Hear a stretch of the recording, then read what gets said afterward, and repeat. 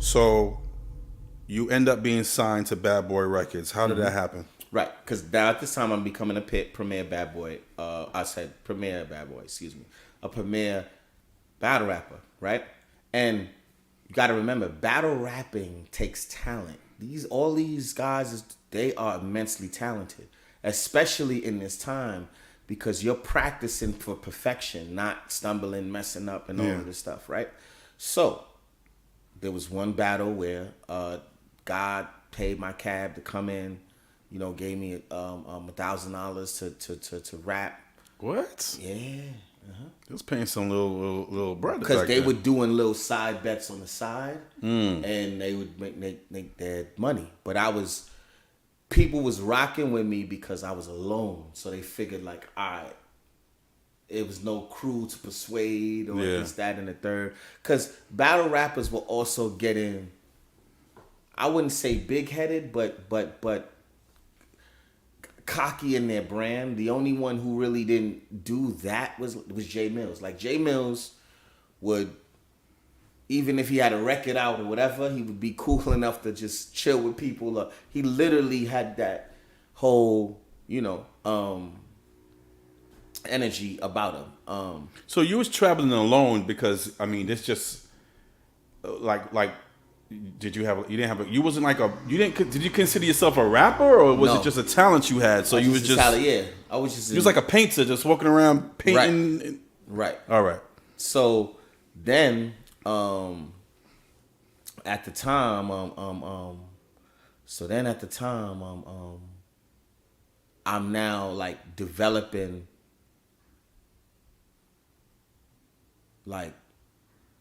I'm now developing a real sense of, because Kaz from the barbershop in Harlem, they would have the Rough Riders come in, they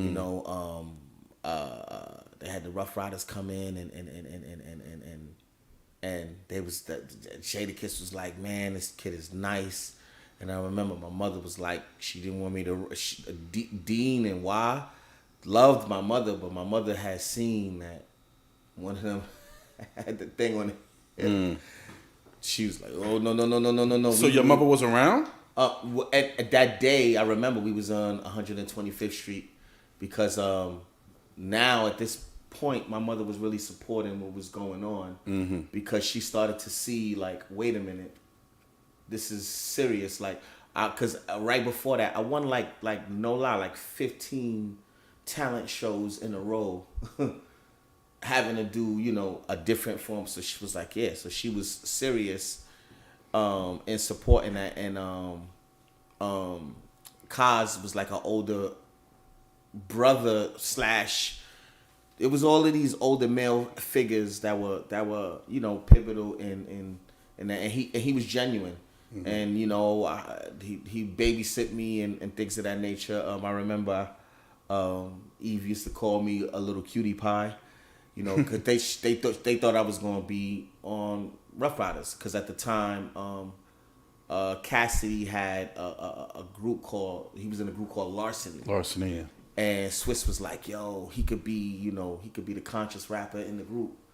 I'd never forget. I remember DMX was like, "Yo, this kid is fucking amazing." yo, I like the way he rap like that.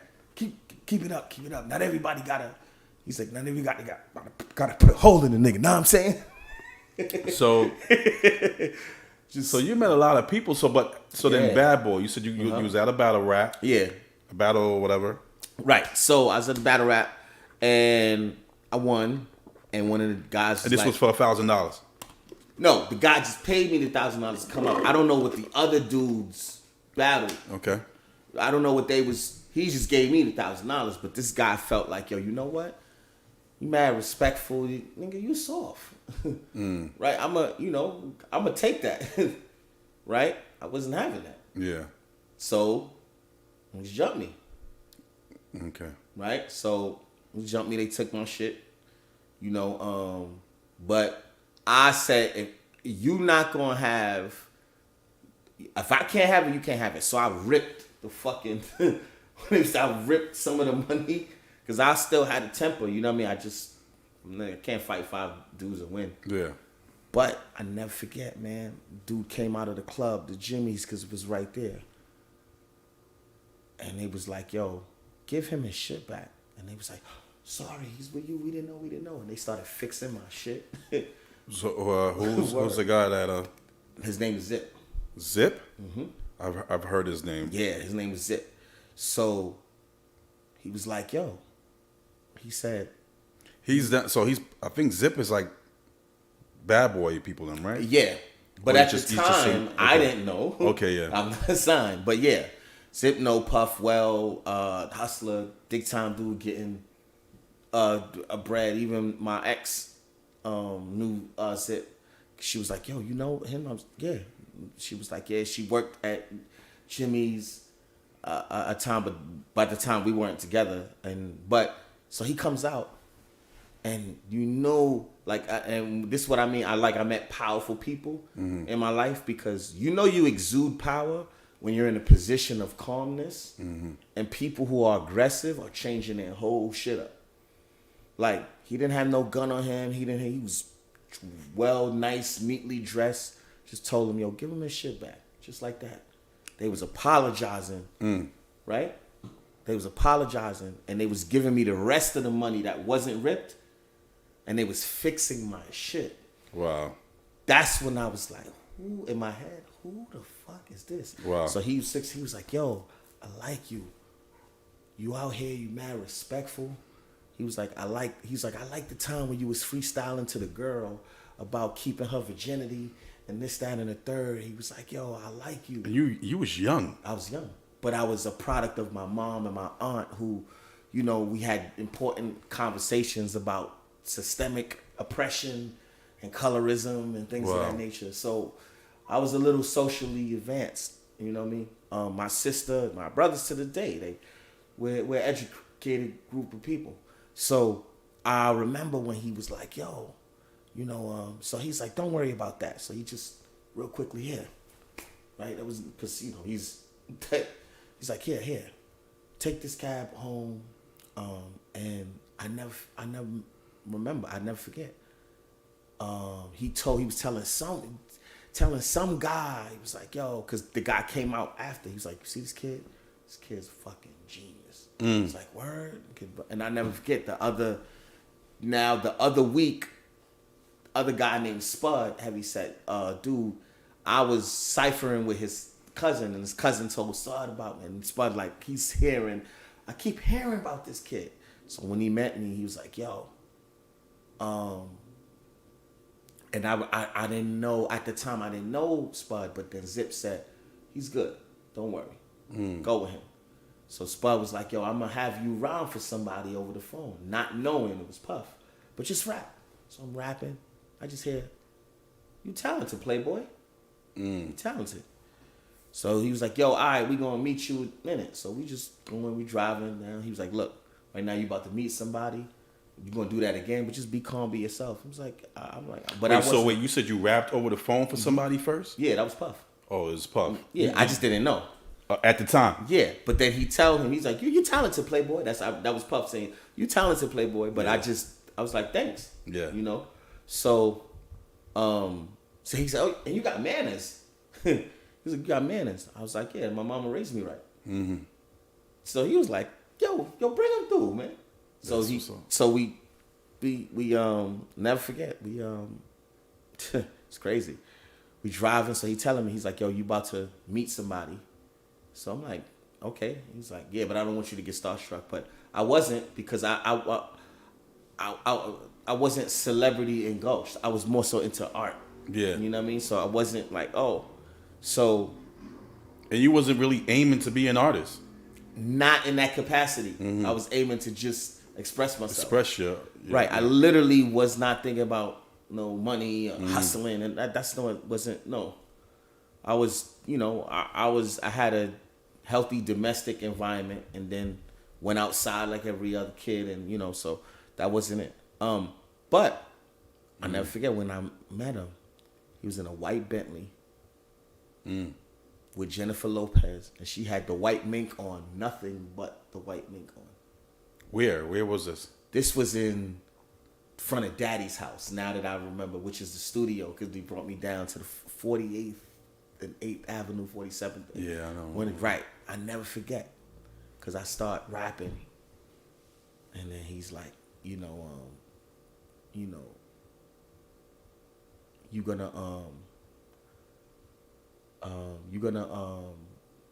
be on Bad Boy, right? I'm like, am I? He was like, yeah, I always get what I want.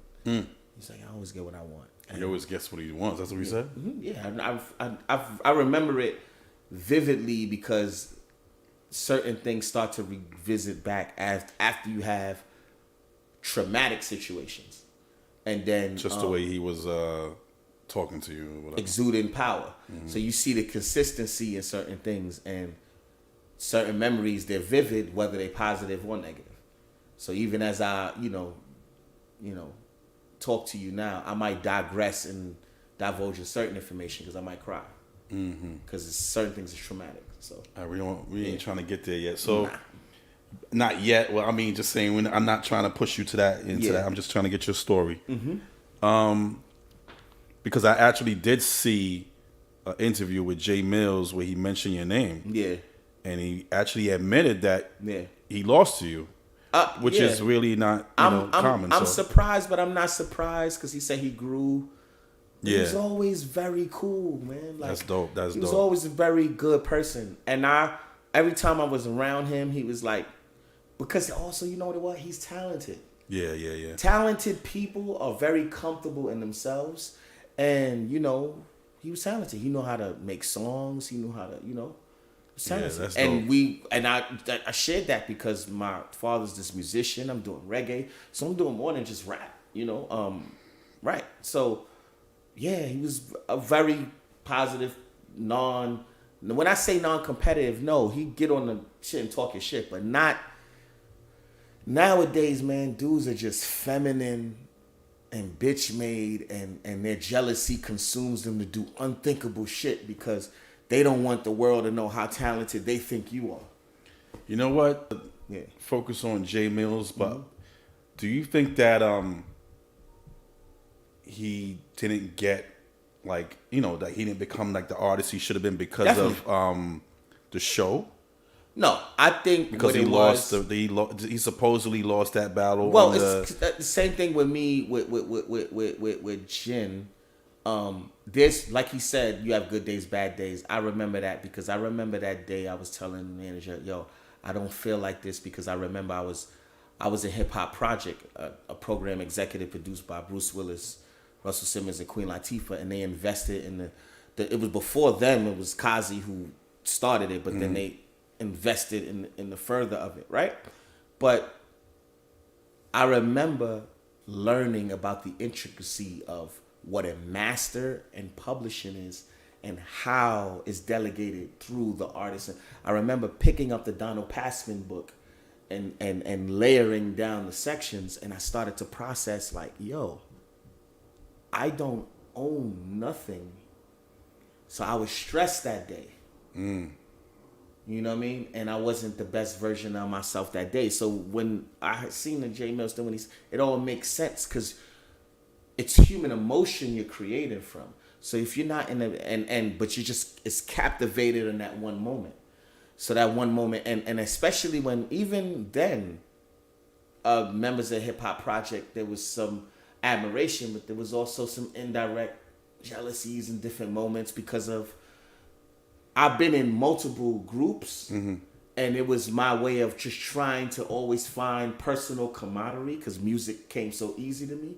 But in all of these groups I've been in, there was always that indirect, unhealthy jealousy that wasn't needed because of how other people was perceiving my abilities. And I don't want to. And I'm guessing you was confident too. Was creatively, yeah, because it was second nature. So the fact that you was confident, but and people personally, they were disconnected from that because because if you talk to me personally, no, right. Yeah, that's dope, man. Shout out to Jay Mills, man. Yeah, facts. So he got a dope project out. He got this this Cruising Through Harlem, and he got the joint with Vado that I like that. But like I said, he could make songs. And he has a history of just battle rapping off. Yes. And I think if he would have personally I think he got comfortable with making money writing for other people. And Which I is think, fine. Yeah, You know, if people, everybody, everybody has their own. Yeah. Sometimes that's just what it is. You What know, it is, yeah. there's a lot of like, what's the singer dude? The singer that Dream, he's an amazing artist who Neo, Dallas Austin, Dallas Austin, Sean Garrett, the Pretty Boy Kid. What's his name? The one that Adorned. Yes. What's his name? Miguel. Miguel. Yeah. All these kids was they were writers. Even from Hip Hop Project, who my guy Cannon is a beautiful soul, man. He's a creative of hip hop, everything. We were like really, really, really close. When I used to come over his house all the time. We used to write music, and then his mom died, and I didn't know how to deal with that. That was tremendous. I think he felt like, I don't know, as I think about it, because I think that was a transition. And then later on in life, finding out, he was gay. I don't know if he felt like, because just in an urban community, we socially engineered to discriminate against people's sexuality. I don't know if he ever felt that. I thought I was going to look at him differently. But to this day, he was pivotal in my development of songwriting, because he was also good in vocal production, writing raps, producing. So we had started the Genius Club initially. Wow. Is a guy, Thelonious London. His name's Caps. He was coming into the Hip Hop Project. He used to just admire us and be inspired by us, and then he All right. Yeah. Okay. Let's circle back now. Yeah. So you met Diddy and J Lo was there. You said J Lo had on a white mink. Because I freestyled about it. So when you said she had on a white mink and that's it, what do you mean by that? Okay. When they were in there, because they in the car, right? I'm looking at her over because she's on him and he's, go ahead, rap. And you see her tits. So J Lo was outside like that? It was the mink. If she had a dress on, it was so small that you could not see it. Well, I mean, she is famous for wearing that outfit that was kind of showing her ass or something like that, right? But it was a white mink. And she was like, he's cutie. He's a little cutie and he's talented. And then I was like, putting it around, I'm being called cute by an actress. What I remember, I'm being called cute by actress, but I wouldn't disrespect us, and because Puff was you, I wouldn't disrespect you though and put her on a mattress. You know what I mean? I remember just those little vivid, and he's like, this kid is. He's like, well, yeah, he's like, this kid is. He's nice, but he better watch his mouth. Nah, he had he said this. He's like, yeah, you like sexy. He said, you like sexy people like this when we're at Bad Boy. This is natural. Because he was just so, he's like, I get what I want, Playboy. I get what I want. Get what I want. He's like, he's like, we're going to holler at y'all. And then we driving off. And then Spud was telling me, yo, man, you really different. You really got a different type of gift. So Spud is basically, going from Zip to Spud. I think he was probably like, I don't know, somebody who worked for him or whatever.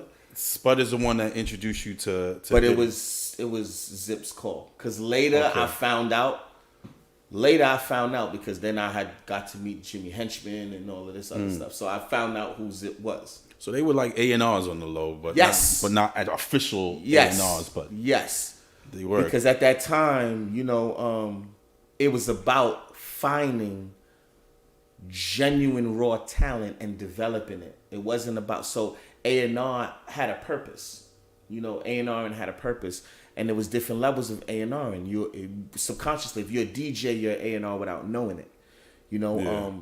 And then if you're a person that's going to all of these battles and you're keeping track of, you're A&Ring for people without knowing it. Like even when I did the Source Awards and I came in second place, Riggs Morales wanted to, the owner, the writer of the Source, Gotti, he wanted to write me up.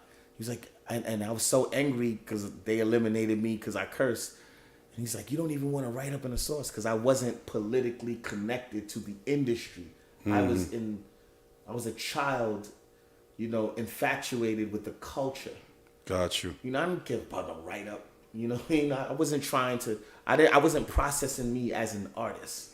Do me a favor. Take just the microphone and turn it more towards your face. Yeah. That's Yeah, perfect. I wasn't looking at myself as an artist. I didn't start looking at myself as an artist till Hip Hop Project. So we're gonna circle back still. Yeah. So now you met Diddy. You did the rhyme and all that. So was this is in front of Daddy House? When did you become an artist? How did that happen? So that was, now I'm coming to the barbershop. You know, now I'm going through Harlem and I'm always rhyming at Khalil's barbershop. Now Khalil already had a relationship with Yogi, right? But they're hearing about me because now I'm hearing from the story from Gotti. How much longer was this after meeting Diddy? That this process where you're in the barbershop? Not too much longer. Because Okay. now at this point, now I'm like a local celebrity. Got you. So now I gotta walk and move, because if I stay in one place, there's a crowd. Got you. And then it was different. It was like some semi-protection, but also some borderline creepiness thing going on. Because there was like, yo, grown man asking for an autograph. That's kind of different. And I'm a kid. I wasn't processing that. Now, in that barbershop, they were just like, yo, other older brother figures. So where was this barbershop? On 135th. Okay. So right, not across the street from Thurgood Marshall. Okay. So now, right, Khalil he's being an older brother figure. Like I'm to this day, like he's one of the most genuine people I ever encompassed in the music business. I will say he wasn't as knowledgeable as the intricacy of music business, because I know if he was, because he was managing Hoodfellas, he would have did certain things different with Puff. But his intention was always the best for us. Yeah. And that you could salute, because, you can't blame someone for not knowing. You know what I mean? But his intention, if Khalil made $10 million, we was all going to eat. Got you. That's who he was. If Khalil was going to make sure he would make sure I had clothes on my back, this, that, and the third. And I'm just revealing, this is really who he was, actually treating me like a young, because he was older than me, like a young little brother or borderline son. You know what I mean? Embracing me with his wife. Yeah, like real talk. Nice. So that's why I just listened to him. But simultaneously, I'm also developing my close relationship with a BT. And all these male figures I'm building relationships with, because I'm in search of male, because my father's not there. So older male. Was your stepfather still around during this time? Or? Nah. At that time, my mom broke up with him. Okay. So then she went to a place where she was alone for a period amount of time until she met one more other person, right? And then the person she met after that, she married, and then she was with him. Gotcha. All the way until he passed away. So you basically, so like you said, you was looking for a father figure at the same time. So you was hanging in the barbershops with the OGs and all that. Right. As I could recollect now, and I could describe it from that space, young boys subconsciously do that without them knowing. They look for, that's why gangs are so effective. Because you're looking, it's just, in these moments, these men, whether they were perfect or not, they all had attributes that were attractive to me to go, okay, older brother figure. Yeah. Whether it was, I'm learning this in the streets, I'm learning this, he's helping me, protecting me in this. So that's what Khalil was. So even at the time when we did get signed and all of that, he would kind of coach me like, yo, I know you don't look at yourself this now, but you an artist, so you got to do this, you got to do that. And I remember when DJ Clue was like, yo, man, we got to get him on the what's the name, to freestyle at the radio, but he just wanted me, not Hoodfellas. So hold on. So you got signed to Bad Boy. Yeah. Yogi was a person that helped that transition. So how that happened is Yogi was already friends with Khalil, right? Okay. But I didn't know from that time when I had left Puff. Puff was like putting a watch on me. Mm-hmm. So it all made sense now. Puff was like, I want him, right? So Yogi told Puff, like, look, if I get you him, can you also bring my other 3 cousins? Because they was already in a group on someone Universal or was it Universal? I think so. So Yogi, he's a manager? Or Yogi's a producer, a legendary producer, also an artist in a group called Crew. From Harlem? I don't know where they from. I think the Hoodfellas are from... No, Hoodfellas are from Brooklyn. They're from Brooklyn? Yeah. So okay, I didn't know that. So Hoodfellas are from Brooklyn, you're the only one that's from like Bronx, Harlem. Yeah. Okay. All 3 of them from Brooklyn. All right. Yeah. So you got Papa Sim, who was more the charismatic. He was a smooth talker. You had Maroc, who was the metaphor specialist, and then you had Blassie, who was like the pretty boy. And so they was a group already. Mm-hmm. And Yogi was managing them and he's producing for them. Right. So Yogi he spoke to Diddy and said he wanted to bring you in. Right. But initially when he spoke to my mom, it was about me as a solo artist. Okay, gotcha. I didn't think I was gonna be in any group. So he was just trying to help out. I mean, he was figuring out a way, like, you know what? To help his cousins. Okay, that's dope. I'm not, but this is the truth.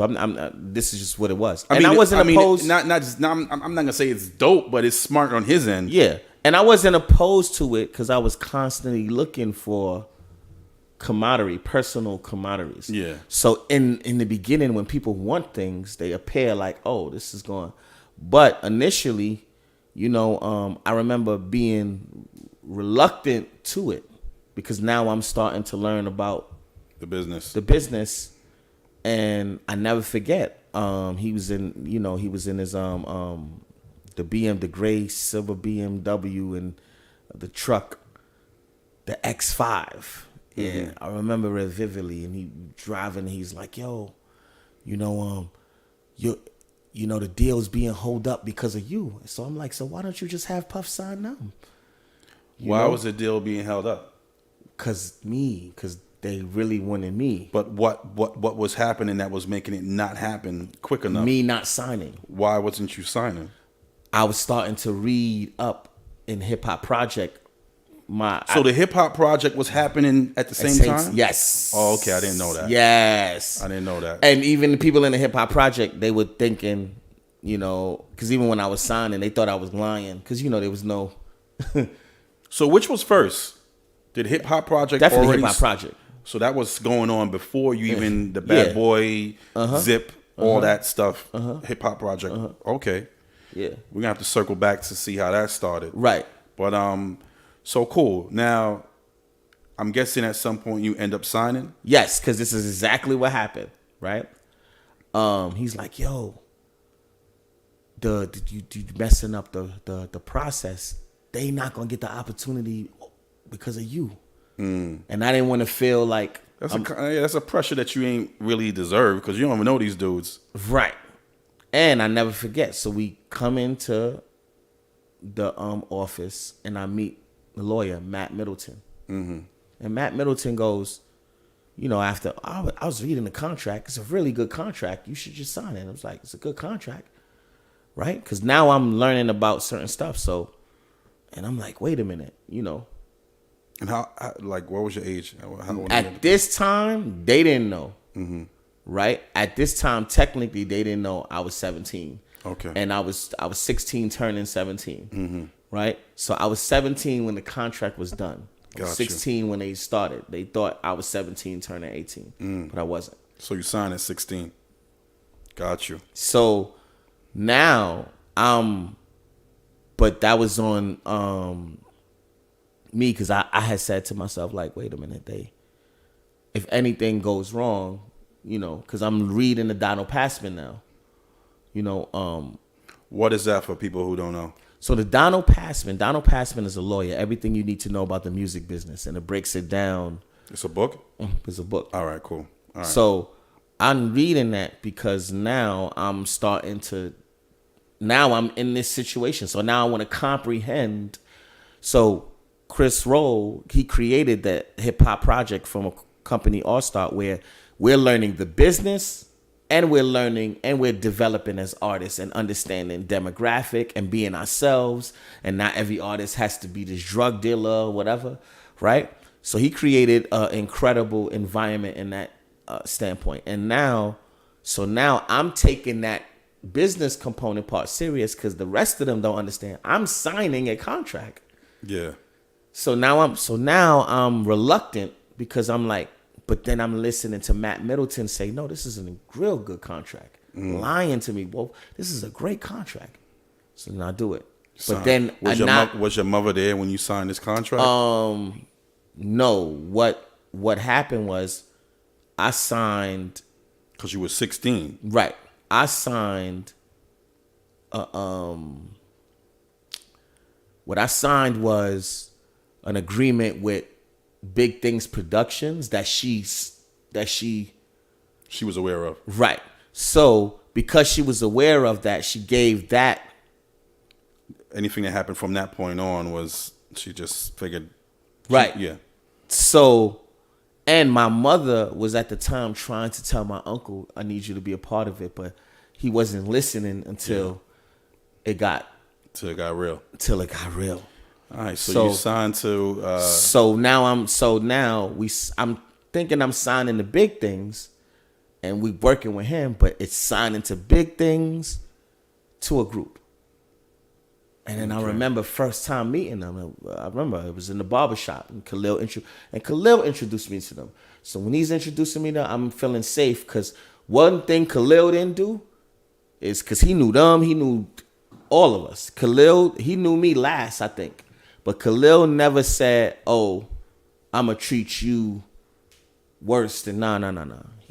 Khalil to this day adored, like really, like I was like his little brother. I could genuinely say that. You know what I mean? Like it's certain people and it gives you a confidence to constantly remember, yo, it's good people in the world and it's good people in the music business. It's just the music business. It's just the music business. You know what I'm saying? It's easy to get right. You know, he's the type of person that, you know, will help elevate things to a positive space because he thinks more about other people than himself. He's always been that type of person. He's seen us so big, and then he would fight for us with Puff. Then he would have the different arguments. And I know they would have other different arguments because he'd come back upset like, yo, this, that, and the third. And, you know, but at this time, simultaneously, I'm in the program, the Hip Hop Project. So I'm learning music business. So all right. So that's what made you, you know, delay on signing the deal. But then you saw the lawyer kind of. It's a great contract. He gave you the lawyer vibe. He had the lawyer look. Matt Middleton. I never forget his fucking name. And I don't even curse like that. But yeah, straight up lied to me. So he's a lawyer, right? That's, you know. Yeah. But not saying all lawyers lie, but I think it is part of the job. Yeah. So you signed it now. Now you're officially signed. Yeah. What was your first song that you recorded for Bad Boy? The first song I recorded for Bad Boy was taken from when we recorded at Yogi Spot was the Hoodfellas. And the Hoodfellas Yogi Spot was in Brooklyn too? No, Yogi had a nice house in Jersey. Because Yogi was already a successful artist in the music business. The Crew. What's that? Doom, doom, doom. If you look up The Crew, they have a real nice classic hit record. They got a bunch of them. And he was a producer. And he was one of the hitmen. And he produced a lot of your favorite joints. That's dope. Yeah. That's dope. He produced a lot of your favorite joints. A lot of your favorite joints he produced. So you met all those producers back then? The D. Myron Winans, D. Dot, all of them. They love me. Even D. Dot see me years ago. He's like, yo, man, you know you mad talented and I remember he was doing something else. He was like, yo, but the thing is that, you know, there's these systems that I'm not aware of, and I'm young, and so people go, yo, I want to operate with you, but this I can only operate with you in this spectrum because I'm a part of this system, and then that's just what it becomes. Because even when I was working with Marion Waters, he was like, yo, man, his rap skills is crazy, but this dude play, oh shit, and we in the studio. It's just I was reluctant to be in long time in his sessions because they did a lot of drugs. Oh, we're gonna get to that. Yeah, that's. We're gonna get to that. I mean, it's just the music industry, right? Yeah. I mean, entertainment industry. Period. There's a lot of drugs. That was not it for me. So you signed to now. You down with the hit? Sorry, the Hoodfellas. The Hoodfellas. Yeah. Your first song was what? What did you say it was? The Hoodfellas. That's the name of the song. The Hoodfellas. Did that make it to like any albums or anything like that? They made a vinyl of it and they pushed it. But was it a good song? Yes, because it was getting I was getting a lot of recognition where people would hit, like I said, they was hitting back Khalil like, yo, I want verse to come, but it was the same situation like how like at the time when Locks came out, people was like Jadakiss was the guy. It was the same thing that was even happening. when Sheik's was the guy at first. Sheik was the guy. You know what I mean? But the thing is, what groups need to understand is all of that is subjective, and when one of y'all it helps, that person just needs to stay not level-headed and not arrogant. Yeah. In that, and I was never that. I was never that. So you're in this group, you do this song, yeah, but people are still saying your name. Did that cause like any conflict with you and the rest of the Hoodfellas? I genuinely believe indirectly it did. You know, but it might have not. But I just from the treatment that I remember, the seclusion, the social seclusion of. But part of it was I ain't drink. They was a little bit older, so they going out to the clubs, and I'm not. I want to, you know. You just wasn't doing what they was doing. I'll stay in the studio and right. I never forget when Bassie bought his the truck with the rims that don't stop. Spreewells. And he had the video game in the back, and I was hyped because I'm young and playing. He like, yo, man, stop playing the video game. I'm like, yo, this shit's fine. He's like, no, that's for the bitches. And I was like, huh? I mean, do they play video games? Yeah, like what? And I think there was aspects to them that they felt I was like culturally just disconnected. It could have been that too. You was like Kanye at that time for Bad Boy. Yeah, it could have been more of a social discrimination rather than a jealousy. That's me speculating, but I know the different treatment, and also through the reciprocity through the company, because we were chilling with the you know, the people at promotion and the assistants, and so they would see and they would be like, yo, kick a freestyle, and they'd be like, yeah, and I'll just anytime, and they're like, yo, you mad talented, so they were just ready for, you know, and these parts I didn't tell them, you know, is when I had my little, you know, isolated moments with Diddy, and the things that were being proposed and asked, and every time I would say no, he'd make sure that like we weren't that wasn't gonna happen. Okay, hold on. Yeah. So before we go there, you're signed, you're doing songs, you did the Hoodfellas. The Hoodfellas was a single that was being put out. When was your first official time of like being on a? Did you do any like projects? Yes, the saga continues. I never forget. Oh, the album. Yes, the saga. You're on continues. that? Yes, I'm on that. We on a record. It's gonna be a single. That was like a compilation album, right? Yes, of artists. It was gonna be a single because G Dep had just came off the big smash, so we did the special delivery. We did the remix, and we hopped on that. I remember that day because nobody wanted to go first on the record. I was like, I'll go first, you know.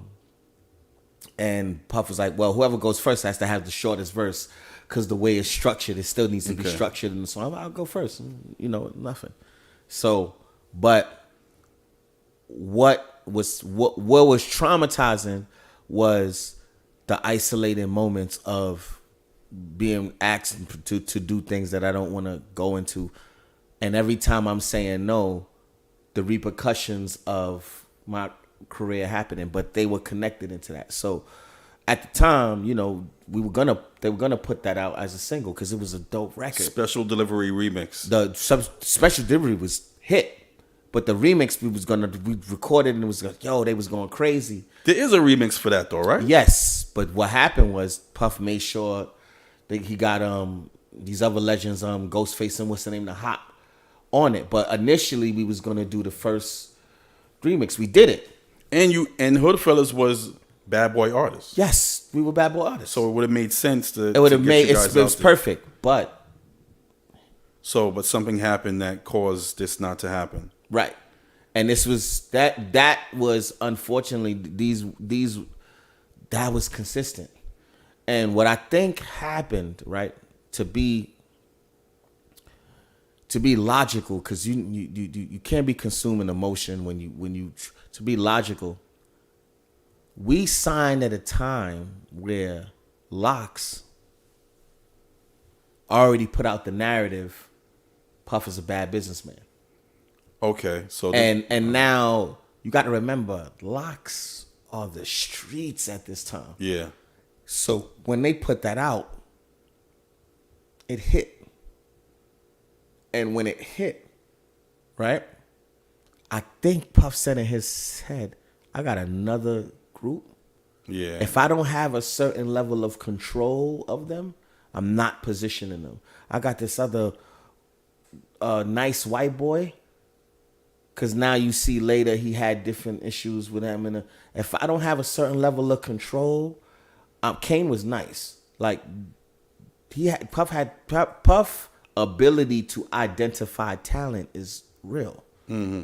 You know what I mean? Like, when you look at King Los is a phenomenal MC and a phenomenal songwriter. He did a lot of songwriting on the new Diddy album, which is The one that just dropped? which is a very incredible, well put together album.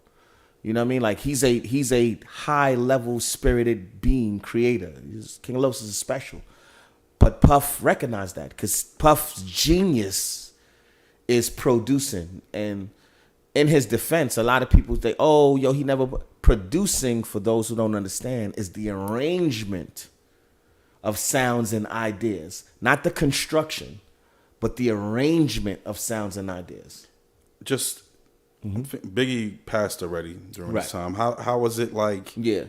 Oh, but I would energy? hear different stories because you know they had the Dats in there, so they had like they had the Dats with the classic commission records with Who was on that? Fog, Jay,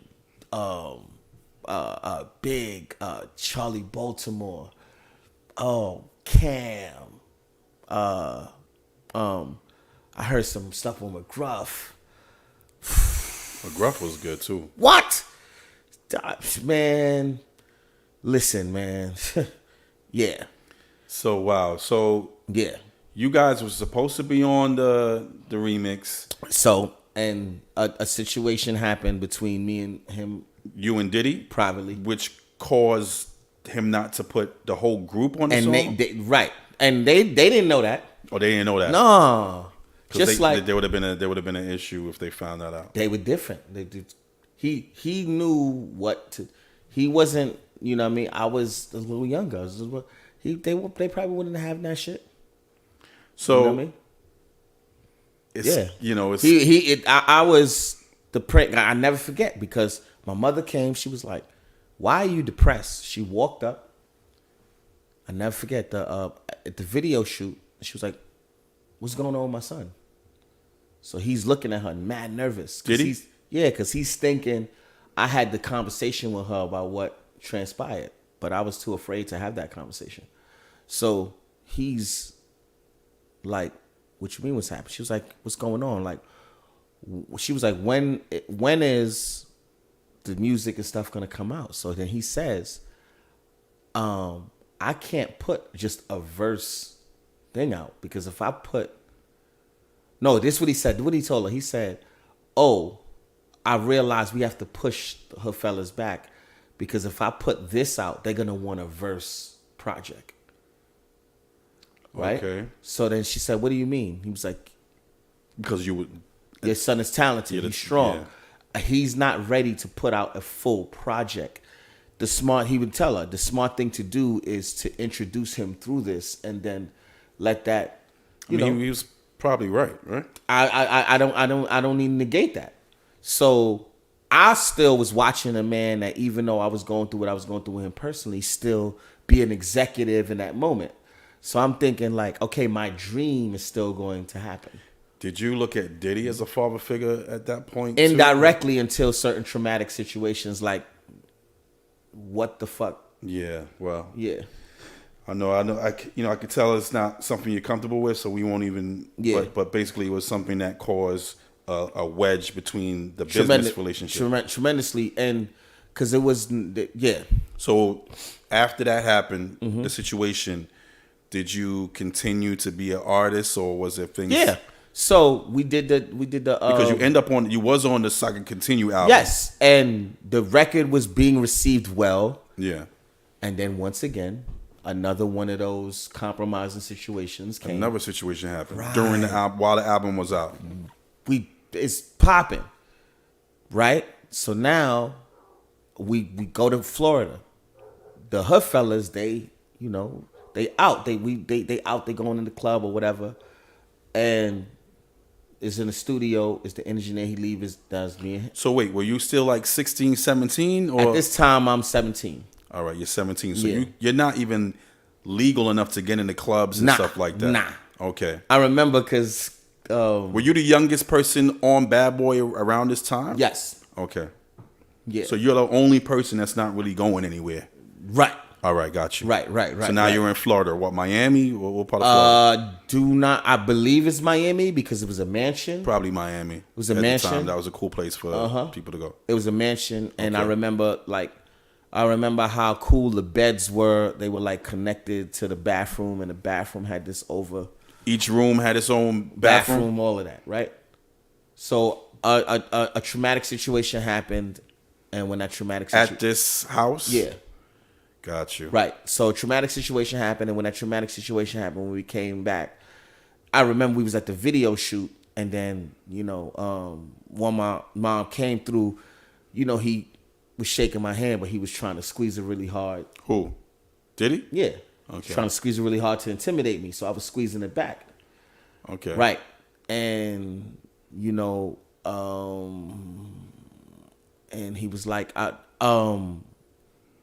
so he didn't like my affiliation with my friend BT.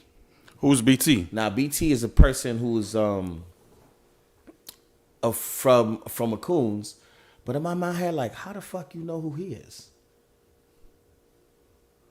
McCoon's is the hood in the Bronx. All right. But see, I'm not understanding his reach, his money, I'm young. Like, I'm not understanding, like, yo, he could do research right. But it all makes sense. He's not liking that because now if I ever get that level of affiliation, how could you have that intimidation? So now he knows you're connected to certain street dudes. Maybe there'll be a retaliation if they ever found out. The disagreements you guys are having. Right. The capacity of it. Because, you know what I mean? And he's realizing that he can't control you. Yes. And you mentioned that he seems to be a person that wants to be able to control. So I think after the lock situation, he was too apprehensive on. It wasn't about how successful the artist could be now. Now it's about how big Puff could be. And if artists are successful and then all of a sudden I'm not doing good business and then they leave or whatever, or, the verse might one day have a conversation about what privately transpired. You know what I mean? So. And we're talking now, this was over how many years ago? More than a decade. Man. over a decade. Yeah. Probably Soccer Continues close came out to 2001. 2001. Yeah. So we're talking almost 20 years, maybe. Yeah. And you haven't spoken about any of this ever. Nah. And even in that, I'm selective on how, because my psychiatrist was telling me it's good for me, the therapeutic aspect of acceptance and release. But also, I do understand that I do have information. The music business has no empathy towards young people, particularly young black males. And there's no empathy. And there's a system created, right, cultivated by white supremacy to really project these overall images and make money at the same time. Like, it's no different like crack. Like, we're going to get a few of you niggas rich, but you're going to destroy a whole community. You know what I mean? So that, they're going to feed whoever helps benefit that system.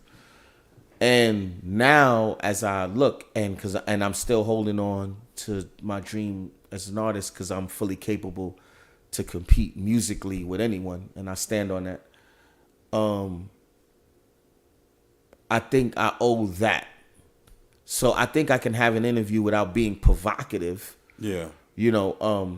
But being informative, because I'm not here for attention, but I will be here for promotion, and promotion is about the attention of a specific art.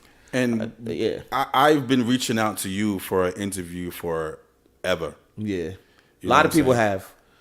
And I've been seeing. Like I told you, I was just happened to be watching the interview with Smoke DZA and Jay Mills, and I'm like, wait, did he just say verse? Yeah. And you have never told me about this before, so you're real humble.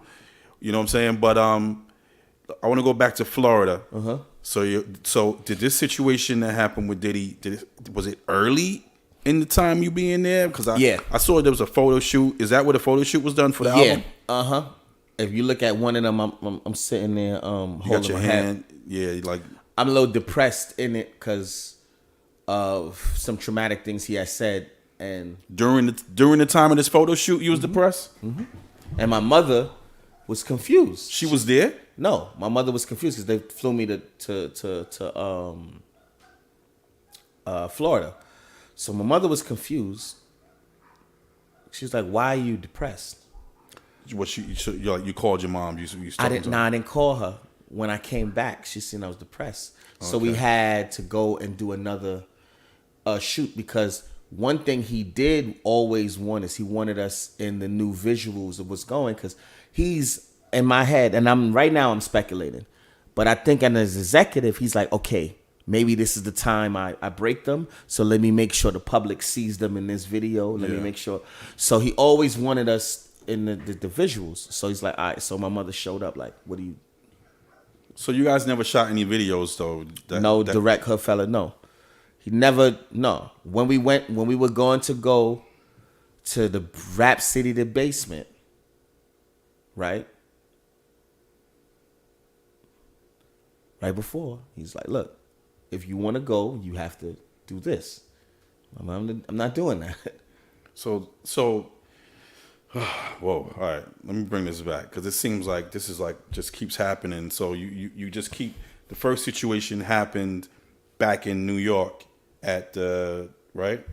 Then the next situation happened in Florida. Right. And then you came back, and then the Rap City situation happened. Right. So you just keep getting these situations that you're being tested. Right. And it's simultaneously hurting the Hoodfellas because they're in the group. And they don't notice? Nah.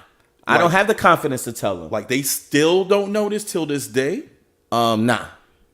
So I'm cool. Maroc, I think, as a podcast, I support it. I watch him. I'm cool with him. You know. What I'm saying is, you guys, this has never been a discussion until right now. Until right now, they don't even know. I didn't have that. I didn't have the camaraderie with them to even to address them or let them know. I never felt they embraced me like I'm my younger brother. They different, but not. It was a group that wasn't really formed on a true relationship. It was a business deal. Right. So I didn't feel on Yogi's end. Right. Now, do you think that the first person I told, and and I broke down and, you know, cried and had to was Khalil. All right. Why? Because there was tremendous trust there. But I told him after everything, like, yo, you know, this. So, was you upset with Khalil at any point? Never at all. Because, like I said, Khalil's you goal. Can fix the pillow. It's falling off. If you want to take Khalil's goal was. Let me go. Khalil's goal was Hoodfellas. And I don't mean for holding you up. I know you got something going on. It's all good. Khalil's goal was for Hoodfellas to be big, and he wanted me to be. He understood I was a superstar before I even understood I was a superstar. Khalil is also connected with the Hoodfellas. Yes. I might have missed that. Yes. Okay. Definitely. But he had a personal care and relationship with me. This is what allowed me to be vulnerable later and say, father figure-ish that you mentioned earlier. Yeah. If my dreams come through the way it's supposed to or whatever, he'd be the type of person I'd be like, yo, man, what kind of house you want? Got you. Well, This is documented, Khalil. Yeah. No, real talk, because you go through certain situations, and you know, this is a capitalistic society, so people go, what relationship is more important? So, I mean, there's a lot of underlying, things going on. So I'm trying to, be respectful of your privacy and things like that. Appreciate it. You mentioned Rap City. Mm-hmm.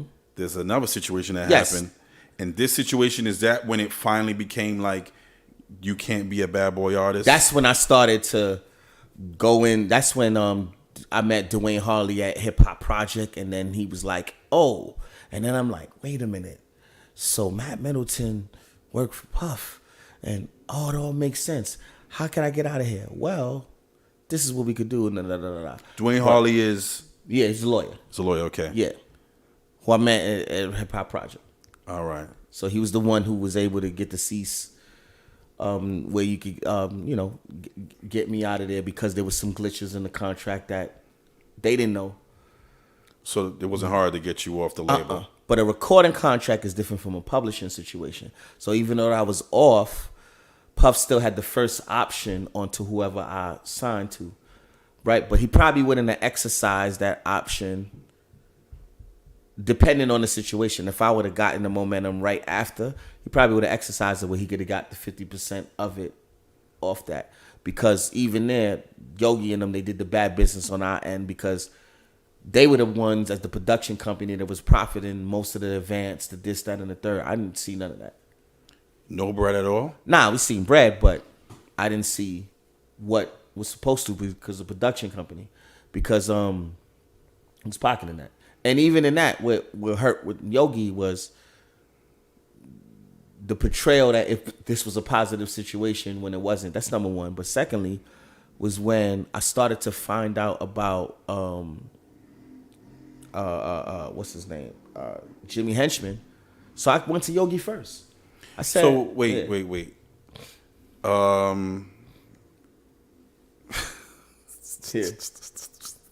So many names, man. Yeah. There's like these names, Jimmy Henchman. There's so much history connected to all these names. Yeah. So I gotta use the bathroom. I'll be right back. You good? You need anything? I can get another drink of water. All right. Thank you. Take some time. Yeah. For yourself. Yeah. Whew.